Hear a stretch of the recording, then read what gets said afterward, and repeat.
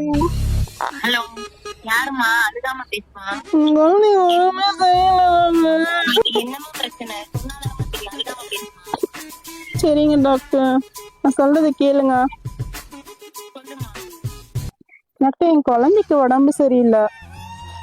என்னம்மா செய்யுது? வயித்தால போகுது டாக்டர் அவளுக்கு. தண்ணியா போகுதா கெட்டியா போகுதா? டாக்டர், தண்ணியா தான் போகுது. அப்படியாம்மா? என்னம்மா சாப்பிட குடிக்கீங்க அப்படி?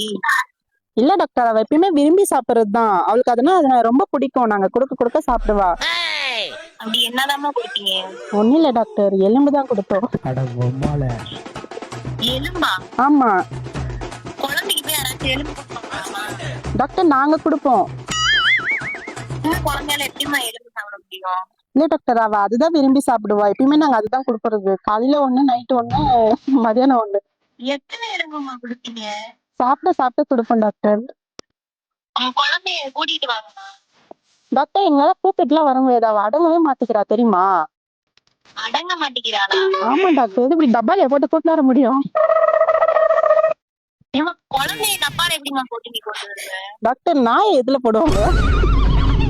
நாயா? ஆமா, குழந்தை இல்லையாமா? நாங்க நாயை தான் டாக்டர் குழந்தைன்னு கூப்பிடுவோம். நீங்க வெட்டினரி டாக்டர் தானே?